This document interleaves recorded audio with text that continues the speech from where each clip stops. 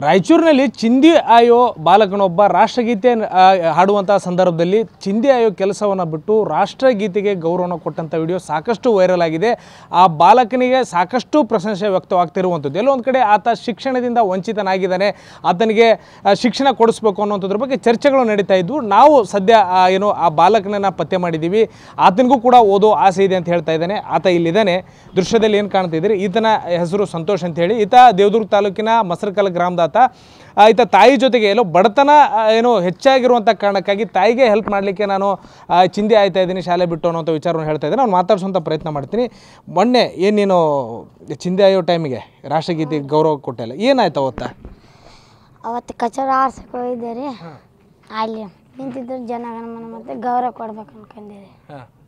ಗೌರವ ಕೊಟ್ಟು ಈಗ ಎದಕ್ಕೆ ಸಾಲಿಗೆ ಯಾಕೆ ಹೋಗೋದಿಲ್ಲ ನೀನು? ಅಲ್ಲಿ ನಿನ್ನಂತ ನೀನು ವಾರಿಗೆ ಹುಡುಗರು ಇರ್ತಾರಲ್ಲ, ನಿನ್ನ ವಯಸ್ಸಿನ ಹುಡುಗರೆಲ್ಲ ಒಳಗೆ ರಾಷ್ಟ್ರಗೀತೆ ಹಾಡ್ತಿರ್ತಾರೆ, ಆಗ ನೀನು ಒಬ್ಬ ಚಿಂದಿ ಆಯ್ತಿರ್ತಿ, ನಿನಗೂ ಓದ್ಬೇಕಂತ ಅನ್ಸಲ್ಲೇನು? ಓದ್ಬೇಕು ಅನಿಸ್ತದ್ರಿ, ಮನ್ಯಾಗ ಜಾಸ್ತಿ ಸಾಲ ಅದು. ವಿನೇಶ್ ಕುಮಾರ್ ಸೌತೆಕಾಯಿ ಕೃಷಿ ಮಾಡಿ 1 ಎಕರೆಯಲ್ಲಿ ವರ್ಷಕ್ಕೆ 25 ಲಕ್ಷ ಗಳಿಸ್ತಿದ್ದಾರೆ. ನೀವು ಕೂಡ ಅವರಿಂದ ಕಲಿಬೇಕಾ? ಅವ್ರ ಜೊತೆ ವಿಡಿಯೋ ಕಾಲ್ನಲ್ಲಿ ಮಾತಾಡಬೇಕಾ? ಈಗಲೇ ಫ್ರೀಡಮ್ ಆ್ಯಪ್ ಡೌನ್ಲೋಡ್ ಮಾಡಿ. ಸಂಬಂಧ ನಮ್ಮ ಮಗುವಿಗೆ ಇರ್ತಾನೆ. ಎಷ್ಟೈತಪ್ಪ ಸಾಲ? ಒಂದು 60-70 ಆದ್ರೆ. ಈಗ ನಿಮ್ಮ ಮನೂ ಸಾಲಕ್ಕೆ ಅಂಜಿ ನಿಮ್ಮ ಅವ್ವರು ಏನು ಜಿತಿ ಇಟ್ರಂತಲ್ಲ, ಈಗ ಇನ್ನೂ ಹಂಗೆಲ್ಲ ಇಟ್ಟಿದ್ರೆ ಈಗಿಂದ ಇಟ್ಟಿದ್ರಿ 50,000 ರೂಪಾಯಿ ಇಟ್ಟಿದ್ರೆ 2 ವರ್ಷಕ್ಕೆ 5 ಒಡೆ ಬಂದ. ಏನು ಏನು ಏನು ಕೆಲಸ ಮಾಡ್ತಿದ್ದೆ ಅವಾಗ?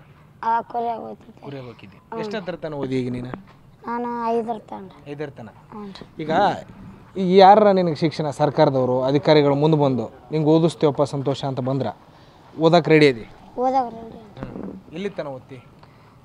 ನನಗೆ ಕೆಲಸ ಬರೋರಿಗೆ ಓದ್ತೀನಿ. ಓದಕ್ಕೆ ಭಾಳ ಆಸೆ ಐತೆ ನಿನಗೆ? ಆಧಾರ್ ಮುಂದೆ ಹೆಂಗೀಗ? ಈಗ ಯಾರು ಬಂದು ಅಧಿಕಾರಿಗಳು ಬಂದು ಕೇಳಿದ್ರ ಈ ಬಿಟ್ಟು ಬಿಡಪ್ಪ ಚಿಂದಿ ಆಗಿ ಕೆಲಸ ನಿಂಗೆ ಓದಿಸ್ತೀವಿ ಅಂತಂದ್ರೆ ಏನು ಮಾಡ್ತೀವಿ? ಓದ್ತೀನಿ. ಎಲ್ಲ ರಾಜ್ಯದಾಗ ಎಲ್ಲರ ಒಳ್ಳೆ ಹಾಸ್ಟೆಲ್ ಗಿಸ್ಟೆಲ್ ವ್ಯವಸ್ಥೆ ಮಾಡಿಕೊಟ್ರು ಓದ್ತಿ? ಓದ್ತಿ. ಈಗ ಯಾವ ರೀತಿ ಬಡತನ ಐತಿ? ಈಗ ನಿಮ್ಮ ತಾಯಿಗೆ ಯಾವ ರೀತಿ ಸಹಾಯ ಮಾಡ್ತೀನಿ ನೀನು? ಚಿಂದಿ ಆರಿಸಿ ನಮ್ಮ ರೊಕ್ಕ ತಂದು ಕೊಡ್ತೇನೆ ದಿವಸ. ಈಗ ಬೇರೆ ಹುಡುಗರು ಹೋಗಿರ್ತಾವಲ್ಲ, ಈಗ ಶಾಲೆಗೆ ಹೋಗೋ ಹುಡುಗರು, ನಿಮ್ಮ ಮನೊಂದು ಪರಿಸ್ಥಿತಿನೂ ಸರಿ ಇಲ್ಲ, ಈಗ ನಿಂದು ಹಿಂಗಾತಂತಂದು ಬೇರೆ ಹುಡುಗರು ನೋಡ್ರಿ ಒಂಥರ ಕಷ್ಟ ಅನ್ಸಲ್ಲ? ಅನಿಸ್ತದ್ರಿ, ನಮ್ಮ ಮಗು ಮತ್ತೆ ಹೆಲ್ಪ್ ಮಾಡ್ಬೇಕು ಅದ್ರ. ಈಗ ನಿಮ್ಮ ಅವ್ವ ಒಬ್ಬೇಕಾಕಳ ಅನ್ನೋದಕ್ಕೆ ಆಕೆ ಜೊತೆ ಸಹಾಯ ಮಾಡಕತ್ತಿ. ಈಗ ಹ್ಞೂ ರೀ. ಏನು ಕೇಳ್ತೀಯಪ್ಪ ಈಗ ಅಧಿಕಾರಿಗಳಿಗೆ ಸರ್ಕಾರಕ್ಕೆ ನೀನು? ಶಾಲೆ ಓದ್ಬೇಕಂತಾರೆ ಅಷ್ಟ.